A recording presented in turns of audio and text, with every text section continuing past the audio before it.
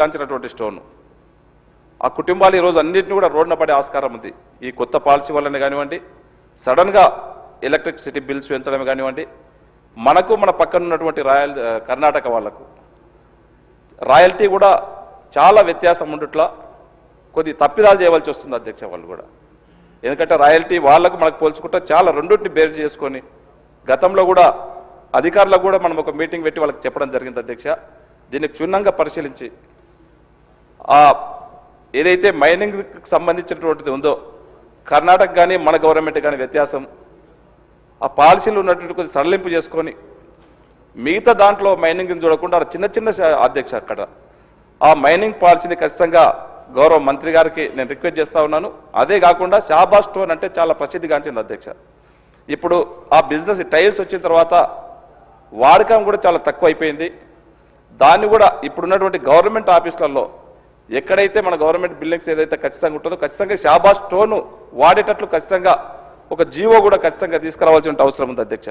గతంలో ఈ విధంగా తీసుకొచ్చిన అధ్యక్ష, గతంలో ఇక్కడ ఉన్నటువంటి సబితా ఇంద్రారెడ్డి గారు మంత్రిగా ఉన్నప్పుడు అధ్యక్ష మనం చెప్పినాం, మేము జడ్పీటీసీగా ఉన్నప్పుడు షాబాజ్ స్టోన్ షాబాజ్ బండలు కొద్దిగా ఇండ్లు కప్పుకోవడానికి అవసరం ఉంది ఖచ్చితంగా స్పెషల్ ఖచ్చితంగా అప్పుడు రాజశేఖర రెడ్డి గారు ముఖ్యమంత్రిగా ఉన్నప్పుడు ఇందిరమ్మ ఇండ్లకు ఖచ్చితంగా స్లాబే వేయాలని చెప్పినప్పుడు కాదు ఈ షాబాజ్ స్టోన్ బండ కప్పితే గని కార్మికులకు ఉపాధి దొరుకుతుంది, హౌస్ హోల్డర్స్ కూడా తక్కువ ఖర్చులు అయిపోతుందని చెప్తే అప్పుడు స్పెషల్గా జీవో తీసుకొచ్చారు అధ్యక్ష.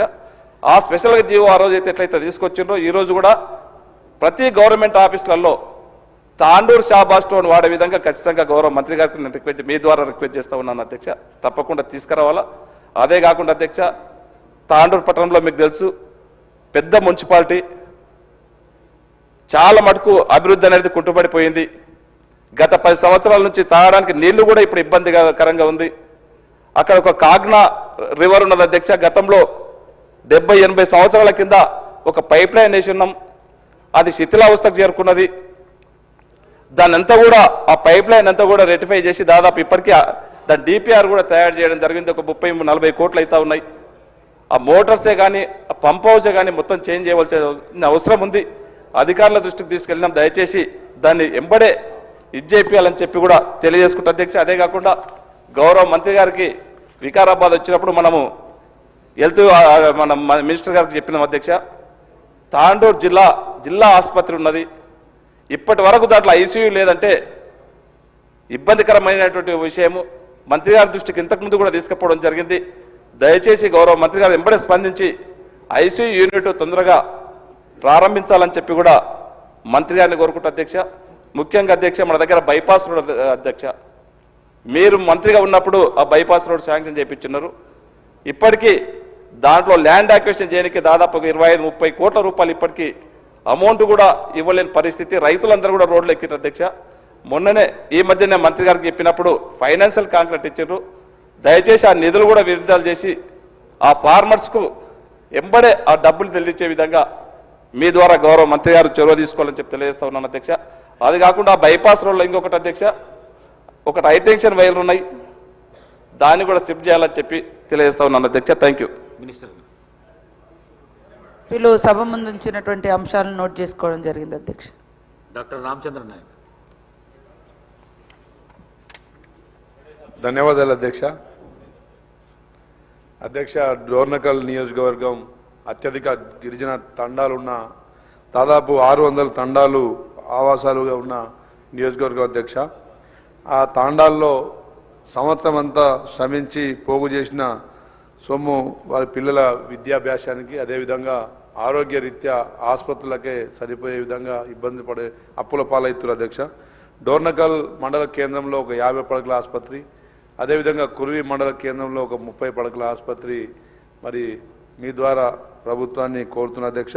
అదేవిధంగా గ్రామ పంచాయతీలు మరి నూతనంగా ఎన్నిక కాబడ్డ సర్పంచులకు మరి పెద్దలు రెవెన్యూ శాఖ మంత్రులు మరి రెవెన్యూ గ్రామ పంచాయతీలుగా గుర్తించి వారి కొంత మరి ఆదాయం కల్పించే విధంగా తాండాలని, అదేవిధంగా గ్రామ పంచాయతీ ఆఫీసులు మరి పరిపాలన సౌలభ్యం కల్పించే విధంగా కల్పిస్తూ అధ్యక్ష మన ప్రభుత్వం దాదాపు 1,10,00,000 నూతన రేషన్ కార్డులు ఇచ్చిన అధ్యక్ష.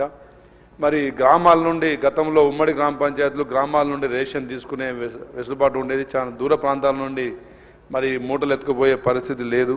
కాబట్టి రేషన్ కార్డులు కూడా ఉన్న తండాలకు మరి అదనంగా రేషన్ షాపులు కల్పించాలని చెప్పి మీ ద్వారా కోరుతూ, అదేవిధంగా అధ్యక్ష, తాండాల్లో ఆ గ్రామీణ ప్రాంతాల్లో కోతుల మరి సంఖ్య బాగా పెరిగిపోయి టమాటాలు కానీ ఏ పంటను కూడా మొక్కజొన్న మరి అదే బొప్పాయి ఏ పంట వేసినా కానీ కోతులు ఉంచే పరిస్థితి లేదు అధ్యక్ష. వాటికి కాస్ట్రేషన్ సెంటర్స్ కానీ ఏదైనా వాటికి ఆల్టర్నేట్ ఫెసిలిటీస్ క్రియేట్ చేయాలి. అదేవిధంగా పురపాలికల్లో శునకాలు బాగా పెరిగినాయి అధ్యక్ష. అవి రాత్రులు గుంపులుగా మరి మనుషుల మీద దాడులు చేస్తూ ఉన్నాయి. కాబట్టి వాటిని అరికట్టే కార్యక్రమం చేయాలని చెప్పేసి మీ ద్వారా కోరుతున్నాను అధ్యక్ష. Thank you. గౌరవ సభ్యులు చెప్పినటువంటి అంశాలని నోట్ చేసుకోవడం జరిగింది. సభ్యులు రామచంద్ర నాయక్ గారు చెప్పినట్టు ఈ కోతుల విషయం లోపల ప్రభుత్వం చర్య తీసుకోవాలని నా తరఫు నుంచి కూడా ప్రభుత్వానికి నేను విజ్ఞప్తి చేస్తాను. రాష్ట్రంలో కోతుల బెడద చాలా ఉన్నది. అందులో మా వికారాబాద్ ప్రాంతంలో వ్యవసాయానికి చాలా అంతరాయం కలుగుతున్నది. రైతులు చాలా నష్టపోతున్నారు. దీని విషయం లోపల రాష్ట్ర ప్రభుత్వం చర్యలు తీసుకోవాలని కోరుతూ శ్రీ విజయుడు. ధన్యవాదాలు అధ్యక్ష. అధ్యక్ష, నా అల్లంపూర్ తాలూకాలో అధ్యక్ష రోడ్లు చాలా అధ్వానం ఉంది అధ్యక్ష. ఆ రోడ్లు బాగా చేయాలని కోరుతున్నాను అధ్యక్ష. అధ్యక్ష, ఇంకోటి అధ్యక్ష, ఈ చిన్నపల్లి రిజర్వాయర్ అధ్యక్ష, చిన్నపల్లి నుంచి ఆర్డీఎస్ లింక్ కలపాలి అధ్యక్ష.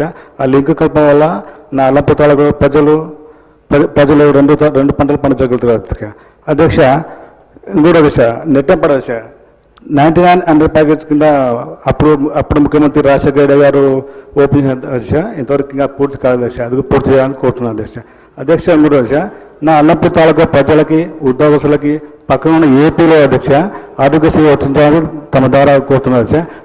చాలాసార్లు అధ్యక్ష ఈ మన ముఖ్యమంత్రి గారికి ఆరోగ్య శాఖ మంత్రి గారు చాలాసార్లు కోరుతున్నారు అధ్యక్ష. ఆరోగ్యశ్రీ వర్తింపజేయాలని కోరుతున్నారు అధ్యక్ష. అధ్యక్ష, ఇంకోటి అధ్యక్ష, మాకు రిజర్వాయర్ అధ్యక్ష, మాకు రిజర్వాయర్ అధ్యక్ష, జూలకాయలు ఒల్లూరు రిజర్వాయర్ బాగా అధ్యక్ష. జూలకాయలు ఒల్లూరు రిజర్వాయర్ నిర్మించారు అధ్యక్ష. నిర్మించడం వల్ల మా అల్లంపూర్ ప్రజలకి మంచిగా ఉంటుంది అధ్యక్ష. ఇంకోటి అధ్యక్ష, మన కొత్తగా మా అధ్యక్ష పాత సర్పంచుల బిల్లు చెల్లించి కొత్త సర్పంచులకి ఎక్కువ నిధులు ఇచ్చి గ్రామాల అభివృద్ధికి దోహదపడాలని కోరుతున్నాను అధ్యక్ష. అధ్యక్ష, ఇంకోటి అధ్యక్ష, నా అల్లంపూర్ తాలూకాలో 3 మున్సిపాలిటీ ఉంది అధ్యక్ష. ఆ మున్సిపాలిటీకి ఎక్కువ నిధులు ఇచ్చి ఎక్కువ డెవలప్ చేయాలని కోరుతున్నాను అధ్యక్ష. ధన్యవాదాలు అధ్యక్ష. మంత్రి గారు. గౌరవ సభ్యులు చెప్పినటువంటి అంశాలని నోట్ చేసుకోవడం జరిగింది అధ్యక్ష. శ్రీ ధన్పాల్ సూర్యనారాయణ. ధన్యవాదాలు అధ్యక్ష. మా నిజామాబాద్ అర్బన్ నియోజకవర్గం కానీ నిజామాబాద్ జిల్లా కానీ కళలకు కళాకారులకు సాహిత్యానికి పుట్టినది అధ్యక్ష. అక్కడ గత ప్రభుత్వ కాలంలో కళాభవన్ అని 116 కోట్ల అంచనాలతోటి కళాభవన్ ప్రారంభించడం జరిగింది అధ్యక్ష. కానీ 50 కోట్ల నిధుల విడుదల చేయడం జరిగింది. గత 2 నెలల క్రితము పనులు అక్కడ పూర్తిగా ఆపేయడం జరిగింది. ముఖ్యంగా కాంట్రాక్టర్కు ఏదో బకాయిలు కూడా ఉన్నట్లు, ఆ తర్వాత 4-5 సంవత్సరాల క్రితం వేసిన అంచనాలు మళ్ళీ ఒకసారి మళ్ళీ అంచనాలు వేయించి సుమారు 66 కోట్ల బకాయిలతో పాటు అంచనాలను మించితే సుమారు 75-80 కోట్ల రూపాయలు. ఎందుకంటే అద్భుతమైన కళాభవన్ అక్కడ నిర్మింపబడుతూ ఉంది. ఈక్వలెంట్ టు రవీంద్ర భారతి అధ్యక్ష. అక్కడ కళాభవన్ పూర్తిగా నిర్మాణం అయితే 5 నిజామాబాద్ జిల్లా కళాకారులకు సాహిత్యవేత్తలకు కవులకు ఒక మంచి అడ్డ అవుతుంది కనుక అది పుట్టినలే అధ్యక్ష. తప్పకుండా దానికి నిధులు విడుదల చేయాలని మీ ద్వారా నేను సభను కోరుతా ఉన్నాను అధ్యక్ష. గౌరవ సభ్యులు చెప్పినటువంటి అంశాలని నోట్ చేసుకోవడం జరిగింది అధ్యక్ష. తప్పకుండా నిజామాబాద్ జిల్లాకు సంబంధించిన విషయాలు పరిశీలించండి. శ్రీ పాయం వెంకటేశ్వరి. ధన్యవాదాలు అధ్యక్ష. అదే పినపాక నియోజకవర్గంలో మనుగూరు మండలంలో ఆర్టీసీ డిపో 35 సంవత్సరాల క్రితం ఏర్పాటు చేశారు అధ్యక్ష.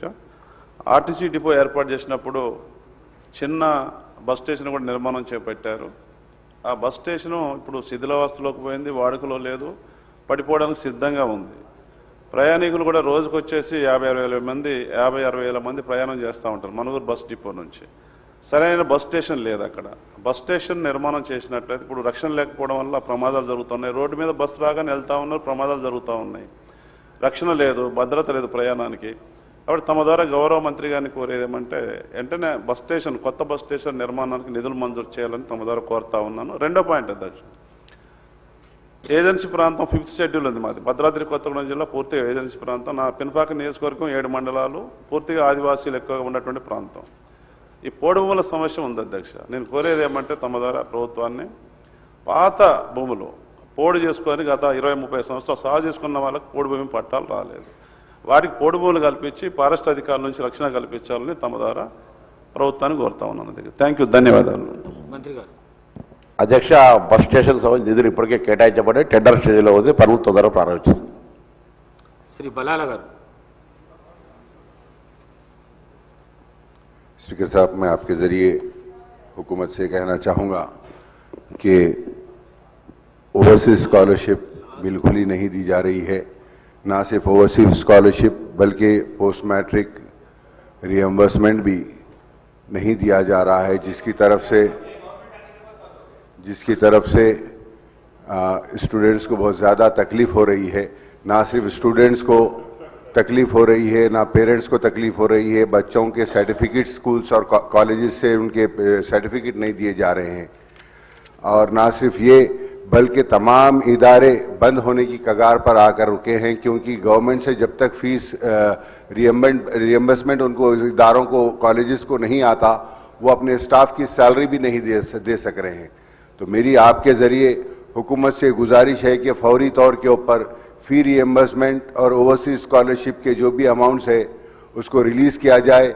ऐसा ना हो कि कई कॉलेजेस बंद हो जाएं और कई बेरोज़गारियां पैदा हो जाएं, असातिज़ा के, टीचर्स के, लेक्चरर्स के, प्रोफेसर्स के नौकरियां ख़तरे में हैं। तो ये बहुत ज़रूरी है कि हुकूमत इसकी तरफ तवज्जो दे और इमीडिएट तौर के ऊपर ओवरसीज स्कॉलरशिप हो या फ़ी रिएम्बर्समेंट है, जो भी है ये डिसबर्स करे, ताकि जो स्टूडेंट्स, उनके वालिदैन, उनके पेरेंट्स और कॉलेज मैनेजमेंट, स्टाफ, हर कोई इसकी वजह से परेशान है। बहुत बड़ा इसका मसला पैदा होने का डर है। मैं आपके ज़रिए हुकूमत से यही गुजारिश करूंगा कि जल्द से जल्द ये तमाम चीज़ों का हल करें। शुक्रिया।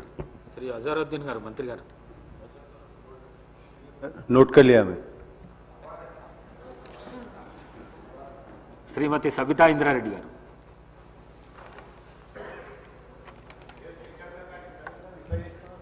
ధన్యవాదాలు అధ్యక్ష. అధ్యక్ష, వర్షం పడుతుందంటే చెరువుల నుండి అందరం సంతోషపడతాం అధ్యక్ష. గ్రామీణ ప్రాంతాల్లో ఏమో రైతులందరూ సంతోషపడితే, అర్బన్ ఏరియాకి వచ్చేసరికి చెరువులలోకి నీళ్ళు వచ్చినాయంటే కాలనీ వాళ్ళందరూ టెన్షన్ పడుతూ ఉంటారు అధ్యక్ష. చెరువుల నుండి మొత్తం కాలనీలు మునిగిపోతున్న సందర్భంలో గతంలో కేసీఆర్ గారు ఎస్ఎన్డిపి నాళాలను ఇవ్వడం జరిగింది అధ్యక్ష. చాలా వరకు పూర్తి చేసాం, ఇంకా కొన్ని మిగిలిపోయినాయి అధ్యక్ష. సెకండ్ ఫేజ్ కూడా శాంక్షన్ ఇచ్చినా కూడా వర్క్ స్టార్ట్ చేయమని చెప్పట్లేదు అధ్యక్ష. దాదాపుగా సరౌండింగ్లో ఉన్న 27 మున్సిపల్ కార్పొరేషన్లు, మున్సిపాలిటీస్ ఏవైతే జిహెచ్ఎంసీలో మర్జ్ చేశామో ఆ శివారు మున్సిపాలిటీలన్నింటిలో కూడా ఈ నాళాలు ఉన్నాయి అధ్యక్ష. మా ఇన్ఛార్జ్ మంత్రివర్యులు శ్రీధర్ బాబు గారు అధ్యక్ష, ఈ 27 మున్సిపాలిటీకి సంబంధించిన ఎస్ఎన్డిపి నాళాల మీద ఒక స్పెషల్ రివ్యూ మీటింగ్ పెట్టండి. దాంతోపాటు ఇంటిగ్రేటెడ్ మార్కెట్స్ కూడా ఉన్నాయి, ఒక స్పెషల్ మీటింగ్ పెడితే ఇవన్నిటి కూడా కంప్లీట్ చేయడానికి అవకాశం ఉంటుందని మీ ద్వారా మంత్రి గారిని కోరుతున్నాను అధ్యక్ష.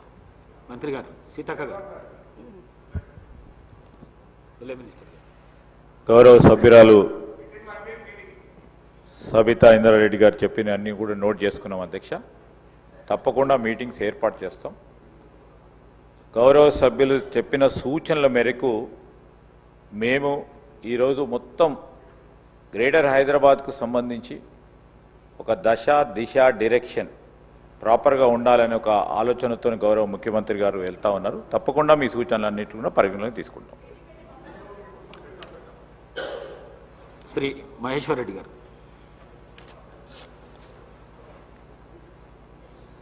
థ్యాంక్ యూ అధ్యక్ష. అనేకమైనటువంటి అంశాలు ఉన్నాయి అధ్యక్ష. ముఖ్యంగా ఈ గల్ఫ్ బాధితులు ఈ సమస్యల పరిష్కారం కోసం చాలామంది వచ్చి రిప్రజెంట్ చేస్తూ ఉన్నారు అధ్యక్ష. దీనికంటూ ఒక ప్రత్యేకమైనటువంటి మినిస్ట్రీ ఉంటే బాగుంటుంది. మరి మినిస్టర్గా ముఖ్యమంత్రి గారి పోర్ట్ఫోలియో ఉన్నట్టుంది, దానికోసం ప్రత్యేకమైనటువంటి మంత్రిని కేటాయిస్తే మరి సమస్యల పరిష్కారం తొందరగా అవుతాయని మరి వారు ఆశిస్తూ ఉన్నారు అధ్యక్ష. మరి అనేక మంది గల్ఫ్ బాధితులు మరి చనిపోయిన వెంటనే 5 లక్షల రూపాయలు ఎక్స్గ్రేషియా కూడా ఎక్స్పైరేట్ చేయాలా. మరి సింగపూర్ లాంటి ఏరియాలో కూడా చాలామంది కార్మికులు పనిచేస్తూ ఉన్నారు, అక్కడ చనిపోయిన వారికి కూడా ఇది ఎక్స్టెన్షన్ చేయాలని చెప్పి కోరుతా ఉన్నాం అధ్యక్ష. అదే మాదిరిగా వారి పిల్లలకి మరి గురుకుల పాఠశాలలో అడ్మిషన్స్ కూడా మీరు చేస్తే బాగుంటుందని చెప్పి మరి కోరుతా ఉన్నాం అధ్యక్ష. అంతేకాదు అధ్యక్ష, ముఖ్యంగా మన ఊరు మనబడి ఈ అంశాల లోపల చాలా పెండింగ్ బిల్స్ ఉన్నాయి అధ్యక్ష. గతంలో వారికి అన్ని నియోజకవర్గాలు ఉన్నాయి, శ్రీధర్ బాబు గారి నియోజకవర్గంలో కూడా ఉన్నాయి. మరి ఆ సమస్య వారి దృష్టికి వచ్చిందో లేదో మరి వారు ఇలా మాట్లాడుతూ ఉన్నారు. నేను ఒకటే అడుగుతా ఉన్నా అధ్యక్ష, మన ఊరు మనబడి అంశం లోపల అప్పుడు వర్క్ ఆర్డర్ ఇస్తేనే పని చేసినారు. మరి అప్పుడున్నటువంటి మరి ఇంజనీరింగ్ డిపార్ట్మెంట్ దాంట్లో చెక్ మెజర్ చేసేసి అన్ని మరి ప్రాపర్గా చేసిన తర్వాత కూడా ఇప్పటి వరకు వారికి నిధులు రాక మరి మన ఊరు మనబడి కాంట్రాక్టర్స్ అంతా కూడా ఇబ్బంది పడుతూ ఉన్నారు. అనేక సార్లు మరి ప్రభుత్వం కేంద్ర ప్రభుత్వం ప్రధాన బాధ్యత వహించాలి. అయినప్పటికీ రాష్ట్ర ప్రభుత్వం తరఫున ఒక సలహా మండలి వేసి చనిపోయిన వారికి 5 లక్షల ఎక్స్గ్రేషియా ఇస్తా ఉన్నాం. గౌరవ సభ్యులు ఆ పార్టీ ఎవరైనా సరే, గౌరవ సభ్యులు ఎవరైనా కానీ ఎవరికైనా సమాచారం ఉంటే వారి వివరాలు ఇవ్వండి. తప్పకుండా వారికి 5 లక్షల ఎక్స్గ్రేషియాతో పాటుగా అక్కడ కేసుల్లో ఉన్నటువంటి వాళ్ళని కూడా ఒక రిటైర్డ్ ఐఎఫ్ఎస్ ఫారిన్ సర్వీస్ ఆఫీసర్ను సలహా మండలిలో పెట్టి దాని ద్వారా ఈ గల్ఫ్కు సంబంధించిన సమస్యలన్నీ పరిష్కరించే విధంగా చర్యలు తీసుకోబడుతున్నాయి అధ్యక్ష. దాని తదుపరి వారు తెలంగాణ ఉద్యమాలకు సంబంధించిన అంశం మీద వాళ్ళ కమిటీకి సంబంధించిన లేదా మా మేనిఫెస్టోలో పెట్టినటువంటి సంబంధించి గౌరవ ముఖ్యమంత్రి గారు ఇంతకుముందే కొన్ని అంశాలకు సంబంధించి వాళ్ళందరికీ కూడా పరిష్కారం చేయాలనే ఆలోచనతో ముందుకు పోతాం. నిన్న కూడా వాళ్ళు మీటింగ్ ఏర్పాటు చేసుకొని మమ్మల్ని కూడా కలిసినారు. తప్పకుండా వాళ్ళకు సంబంధించిన సమస్యలు పరిష్కరించేటువంటి బాధ్యత ఈ ప్రభుత్వం మీద ఉంది అధ్యక్ష. శ్రీ టి హరీష్ రావు గారు. స్పీకర్ సార్, శ్రీధర్ గారు మీ మాట తప్పకుండా, నేను కూడా ఎల్ఏ మినిస్టర్గా పనిచేసిన ఒక్క సబ్జెక్ట్కే పరిమితం అవుతా, కాకపోతే ఆన్సర్ ఇస్తే సంతోషపడతాను. అట్లీస్ట్ ఇప్పుడు ఏమైందంటే ఇంతమంది సభ్యులు కొత్త సభ్యులు మాట్లాడుతుంటే మీరు ఎల్ఏ మినిస్టర్గా స్పీకర్ గారు 0 ఓవర్ ఒక అరణ్య రోదనగా మార్చకండి. ఏదో మాట్లాడినామంటే మాట్లాడడం కాదు, ఆన్సర్ రావాలి. వ్రాతపూర్వకమైన సమాధానాన్ని మళ్ళీ వచ్చే సెషన్ లోపు సభ్యులకు అందజేయించండి. గతంలో మేము పంపిన ఎల్ఏ మినిస్టర్గా నేను పంపిన, మీరు కూడా ప్రయత్నం చేయాలని చెప్పి కోరుతా ఉన్నాను. అధ్యక్ష, నేను ఈ ఉద్యోగులకు సంబంధించినటువంటి అంశం మాట్లాడాలనుకుంటా ఉన్నాను. ఎందుకంటే ప్రభుత్వ ఉద్యోగులు అనేవాళ్ళు ప్రభుత్వానికి రథచక్రాలు లాంటి వాళ్ళు సంతోషంగా ఉంటేనే అభివృద్ధి కార్యక్రమాలు, సంక్షేమ కార్యక్రమాలన్నీ కూడా ప్రజలకు సజావుగా చేరేటువంటి అవకాశం ఉంటుంది. ఈరోజు వాళ్ళందరూ కూడా తీవ్రమైనటువంటి మనోవేదనతో ఆవేదనలో ఉన్నటువంటి పరిస్థితి ఉంది. ముఖ్యంగా దేశంలో ఎక్కడ లేని విధంగా ఈరోజు రాష్ట్ర ప్రభుత్వ ఉద్యోగులకు 6 డిఏలు పెండింగ్లో ఉన్నటువంటి పరిస్థితి. అదేవిధంగా పిఆర్సీ అధ్యక్ష, ఈ ప్రభుత్వం వచ్చి 2 సంవత్సరాలైనా ఇంతవరకు పిఆర్సీ ఇయ్యలేదు. ఉద్యోగులందరూ కూడా కోరుతా ఉన్నారు వెంటనే పిఆర్సీ విడుదల చేయాలని. గతంలో కేసీఆర్ గారు 43-39% పిఆర్సీని మా ప్రభుత్వం ఇచ్చింది అధ్యక్ష. అదేవిధంగా ఉద్యోగులకు ఎంప్లాయీస్ హెల్త్ ఇన్సూరెన్స్ స్కీమ్ ఆ రోజు మేము జీవో కూడా ఇచ్చాం. దాన్ని మీరు అమల్లోకి తెస్తామని చెప్పి మేనిఫెస్టోలో పెట్టి కూడా ఈహెచ్ఎస్ స్కీమ్ను అమల్లోకి తేలేదు. దాన్ని కూడా వెంటనే అమల్లోకి తేవాలి. ఉద్యోగుల జీపీఎఫ్ తదితర బకాయిలన్నీ కూడా విడుదల చేయాలని మీ ద్వారా ప్రభుత్వాన్ని కోరుతున్నాం అధ్యక్ష. ముఖ్యంగా రిటైర్డ్ ఉద్యోగులైతే ఈ మధ్య మనం చూస్తూ ఉన్నాం, 39 మంది రిటైర్డ్ ఉద్యోగులు బెనిఫిట్స్ ప్రభుత్వం నుంచి వాళ్ళ సేవింగ్స్ వాళ్ళకి ఇవ్వకపోవడం వల్ల వైద్యం కూడా చేయించుకోలేక ఈరోజు 39 మంది రిటైర్డ్ ఉద్యోగులు మరణించారు. బీఆర్ఎస్ హయాంలో కూడా దాదాపు 15,000 మంది రిటైర్డ్ ఉద్యోగులు రిటైర్ అయితే వాళ్ళందరికీ మేము టైం మీద డబ్బులు ఇచ్చాం. కానీ కాంగ్రెస్ హయాంలో, ఎందుకంటే ఈరోజు నేను అసెంబ్లీకి వస్తూ ఉంటే పొద్దున్నే నా సిద్దిపేటలో ఒక డాక్టర్ జగత్ Kumar Reddy retired JD veterinary పొద్దున్నే నా దగ్గరికి వచ్చి, అన్నా కొద్దిగా అసెంబ్లీలో మాట్లాడు, నేను అక్టోబర్ 2024లో రిటైర్ అయినా, ఇంతవరకు ₹1 రాలేదు. హైకోర్టుకు పోయి ఆర్డర్ తెచ్చుకున్నా అయినా రాలేదు. హైకోర్టులో కంటెంప్ట్ వేస్తే కూడా వాయిదాలు అడుగుతూ ప్రభుత్వం మమ్మల్ని ఇబ్బందులు పెడతా ఉంది. మా రిటైర్డ్ ఉద్యోగుల పెన్షన్ బెనిఫిట్లు ఇప్పించండి, చావు బతుకుల్లో ఉన్నటువంటి మమ్మల్ని కాపాడండి. 30-35 ఏళ్ళు ప్రభుత్వానికి సేవ చేసినటువంటి రిటైర్డ్ ఉద్యోగులను ఈ రకంగా వేధించడం ప్రభుత్వానికి తగదు, దయచేసి ప్రభుత్వం దృష్టికి తీసుకుపోండి అని చెప్పి పొద్దున్నే నా ఇంటికి 7 గంటలకే వచ్చి కూర్చున్నాడు సార్. నేను బయటకు వచ్చేసరికి ఏంది ఇంత పొద్దున్న వచ్చినామంటే, ఇట్లా ఉందన్న ఆరోగ్యం బాగాలేదని చెప్పమంటే బట్టి గారికి చెప్తా తప్పకుండా ఈరోజు నేను మాటించి వచ్చి ఈరోజు చెప్తా ఉన్నాను అధ్యక్ష. అదేవిధంగా అధ్యక్ష, సిపిఎస్ ఉద్యోగులను ఓపీఎస్గా మారుస్తామని ఆ రోజు కాంగ్రెస్ పార్టీ ఎన్నికల్లో హామీ ఇచ్చింది. మరి ఎప్పటిలోగా ఓల్డ్ పెన్షన్ స్కీమ్ అమలు చేస్తారు? మరి ఈలోపు గత 2 సంవత్సరాల నుంచి సిపిఎస్ కింద రాష్ట్ర ప్రభుత్వం కట్టాల్సిన కాంట్రిబ్యూషన్ డబ్బులను కూడా మీరు కట్టకుండా దాన్ని దారి మళ్లిస్తా ఉన్నారు. అసలు కాంట్రిబ్యూషను కట్టలేరు, ఓపీఎస్ తేకపోవడం వల్ల 2 లక్షల మంది సిపిఎస్ ఉద్యోగుల భవిష్యత్తు ఈరోజు ప్రశ్నార్థకంగా మారుస్తా ఉన్నారు. దయచేసి సిపిఎస్ కాంట్రిబ్యూషన్ కట్టండి, ఓపీఎస్ విధానాన్ని ఇచ్చిన మాటకు కట్టుబడి తక్షణమే అమల్లోకి తేవాలని చెప్పి మీ ద్వారా కోరుతున్నాం అధ్యక్ష. అదేవిధంగా పోలీస్ డిపార్ట్మెంట్లో కూడా అధ్యక్ష సరెండర్ లీవులు 5 సరెండర్ లీవులు పెండింగ్లో ఉన్నాయి. టీఏలు రావట్లేదు, డిఏలు రావట్లేదు, స్టేషన్ అలవెన్స్ రావట్లేదు. మొన్న ఒక జూబ్లీ హిల్స్ ఎలక్షన్ ఉంటే యూసఫ్ గూడ బటాలియన్ మాత్రం సరెండర్ లీవులు టీఏలు ఇచ్చిండ్రు. రాష్ట్రంలో 1,00,000 మంది పోలీసులకు సరెండర్ లీవులు టీఏలు డిఏలు రాక ఇబ్బందులు పడతా ఉన్నారు. దయచేసి పోలీసులను కూడా ఆదుకోవాలని, గతంలో నేను ఫైనాన్స్ మినిస్టర్గా ఉన్నప్పుడు ఎప్పటికప్పుడు సరెండర్ లీవులు టీఏలు ఇచ్చాం. ఈ ప్రభుత్వం వచ్చిన 2 సంవత్సరాల నుంచి పెండింగ్లో ఉన్నాయి కనుక వాటిని విడుదల చేయండి. ఇవాళ పోలీసులు కూడా తీవ్రమైనటువంటి ఆవేదనలో ఉన్నారు. పోలీసులకు ఉండే ఆరోగ్య భద్రత స్కీమ్ కూడా బంద్ చేసిండ్రు. మీరు 1,00,000 రూపాయలకే పరిమితం చేసిండ్రు. పోలీస్ కానిస్టేబుల్ చాలా ఇబ్బంది పడతా ఉన్నారు. ఆరోగ్య భద్రతను పునరుద్ధరించండి, గతంలో మాదిరిగా కార్పొరేట్ వైద్యం పోలీసులకు అందించాలని చెప్పి కోరుతూ కాంగ్రెస్ పార్టీ ఎన్నికల మేనిఫెస్టోలో తక్షణమే మేము ఉద్యోగులకు పీఆర్సీ ఇస్తాము, పెండింగ్ డిఏలు ఇస్తాము, బకాయిలు ఇస్తాము, ఓపీఎస్ తెస్తామని మాట ఇచ్చి ఈరోజు కాంగ్రెస్ పార్టీ 2 ఏళ్లైనా అమలు చేయకుండా మోసం చేస్తా ఉంది. జరిగిన అన్యాయం ఇప్పటికే చాలా జరిగింది. తక్షణమే ఇప్పటికైనా ఉద్యోగులకు, రిటైర్డ్ ఉద్యోగులకు, పోలీసులకు ఇచ్చిన హామీకి కట్టుబడి మేలు చేయండి అని చెప్పి మీ ద్వారా ఆర్థిక మంత్రి డిప్యూటీ సీఎం గారిని నేను కోరుతా ఉన్నా అధ్యక్ష. అధ్యక్ష, గౌరవ సీనియర్ శాసనసభ్యులు హరీష్ రావు గారు ప్రస్తావన చేసిన అంశాలన్నిటిని కూడా నోట్ చేసుకున్నాం అధ్యక్ష. కానీ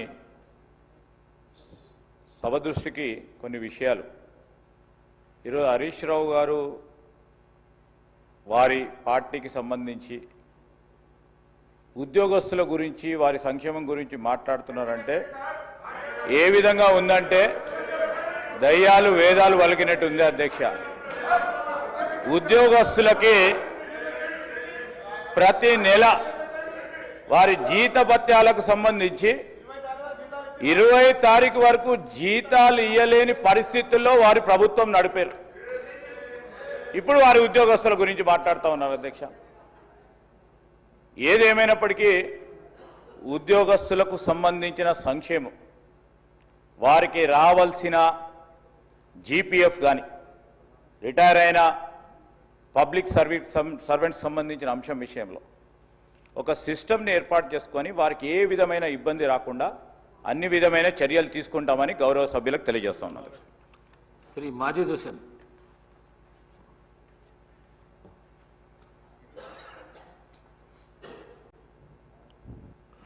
स्पीकर साहब, मैं तहे दिल से शुक्रगुजार हूं कि आपने जीरो ओवर में मुझे मौका दिया।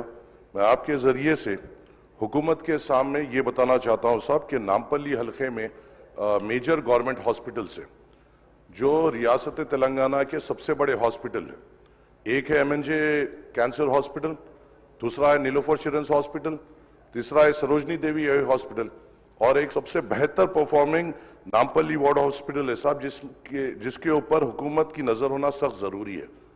नामपल्ली एरिया हॉस्पिटल में करीबन 500 से ज्यादा आउट पेशेंट्स हर रोज आते हैं और उसका आउट पेशेंट वार्ड तकरीबन पूरा कंजस्टेड हो चुका है और वहां पे जो गरीब आता है उनके लिए कई दुश्वारियां वहां पे हो रही है। और खास तौर से वहां पे जो डॉक्टर्स के पोस्ट है, चाहे वो नामपल्ली एरिया हॉस्पिटल रही है या नीलोफर रही है या सरोजनी और एमएनजे, कई डॉक्टर्स के पोस्ट वेकेंट है और जो प्रेजेंट डॉक्टर्स हैं उनके ऊपर बहुत ज्यादा प्रेशर बढ़ गया है इतने ज्यादा नंबर्स को कैटर करने के लिए। मेरी आपसे दरख्वास्त है साहब कि ये ऐसे हॉस्पिटल्स है जो तेलंगाना के ज्यादातर गरीबों के जो मेजर बीमारियां हैं और जो बच्चों का इलाज है यहाँ पे हो रहा है और हमें उन डॉक्टर्स का प्रेशर कम करना है और वहां के गरीबों के साथ ठहरना है।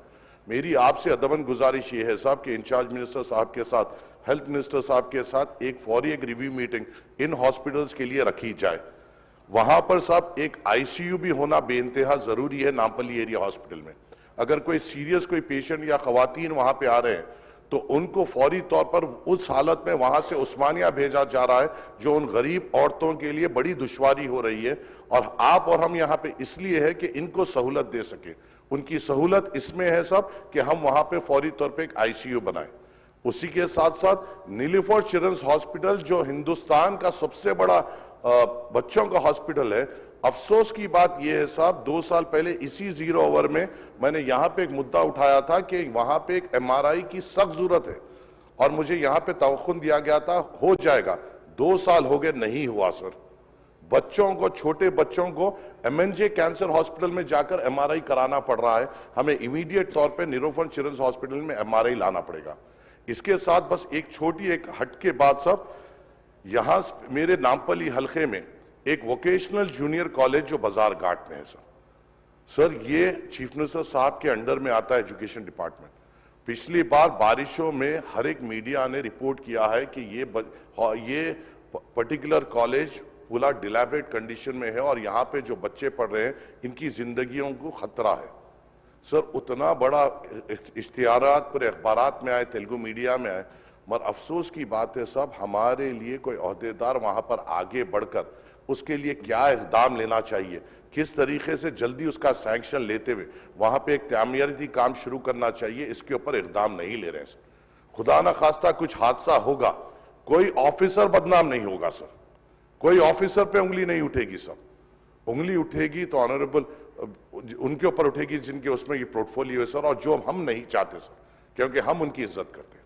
हम ये चाहते हैं साहब, ये मुद्दों पे सीरियसली तौर पे नोट लिया जाए, एक रिव्यू मीटिंग इंचार्ज मिनिस्टर साहब के जरिए से इन 3-4 हॉस्पिटल की बुलाई जाए, वोकेशनल जूनियर कॉलेज को इमीडिएट सीरियस तौर पे लेते हुए वहां की जो सैंक्शन अमाउंट, मेरे हिसाब से साहब डिप्टी चीफ मिनिस्टर साहब के पास 2 बार वो फाइल आई वोकेशनल जूनियर कॉलेज की, अगर उसकी मंजूरी मिलती है तो अपने गरीब बच्चे जो माशी तौर पे कमजोर है, जो पैसों की वजह से अच्छे कॉलेजेस को नहीं जाते, जो वहां पे जाते हैं, उनकी हम हिम्मत बन सकते हैं।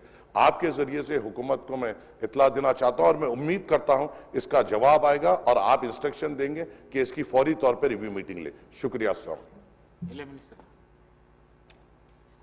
स्पीकर सर, जनाब माजिद हुसैन साहब जो भी उनकी बातें रखी है मैं नोट किया हूं, और इंशाल्लाह हम सीरियसली इसके ऊपर गौर करेंगे और रिजल्ट भी देंगे।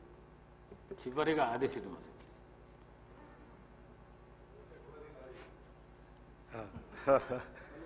ధన్యవాదాలు అధ్యక్ష. ప్రధానంగా గల్ఫ్ కార్మికులకు సంబంధించినటువంటి చర్చ కూడా జరగడం జరిగింది. ఇంకా మా మంత్రి గారు కూడా సమాధానం కూడా చెప్పడం జరిగింది. ఈ రాష్ట్ర ప్రభుత్వము గల్ఫ్ కార్మికుల సంక్షేమం కోసం ఒక సలహా మండలి కూడా వేయడం జరిగింది అధ్యక్ష. వారికి అక్కడ మరణించినటువంటి వారికి 5 లక్షల రూపాయలు ఇచ్చేటువంటి కార్యక్రమాన్ని కూడా అమలు చేస్తూ ఉంది గౌరవ ముఖ్యమంత్రి రేవంత్ రెడ్డి గారి నాయకత్వంలో.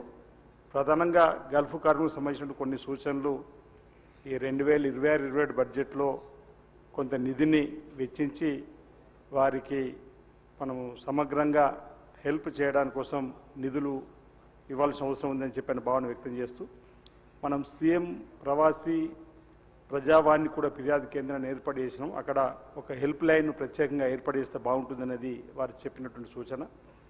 గల్ఫ్ వలసదారుల పిల్లల కోసం మన గురుకులాల్లో మనం సీట్లు ఇస్తామని చెప్పినటువంటి మాట ఏదో 2026-27 విద్యా సంవత్సరానికి తగు చర్యలు ప్రణాళికను సిద్ధం చేసుకుంటే బాగుంటుందనేది వారు ఇచ్చేటువంటి సూచన. ఎందుకంటే సుమారు 10 లక్షల మంది గల్ఫ్లో ఉన్నటువంటి వారి పిల్లలు చదువుకునేటువంటి వారికి.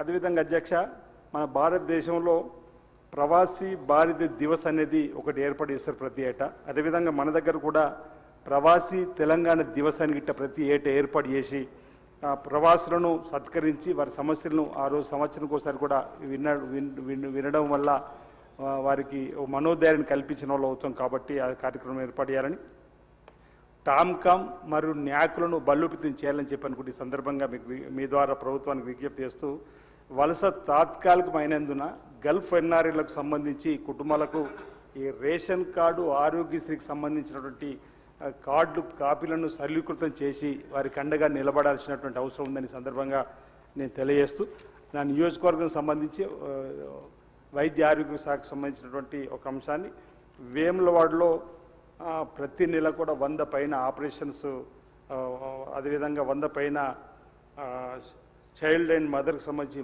మాతా శిశు కేంద్రానికి సంబంధించినటువంటి ప్రసవాలు కూడా జరుగుతూ ఉన్నాయి. అక్కడ 50 పడకల ఆసుపత్రి కావాలని చెప్పి ప్రతిపాదన పంపించడం జరిగింది. అది MCHగా అది ఇవ్వాలని చెప్పి మీ ద్వారా కోరుతూ, ఇంకొకటి ఈ పల్లె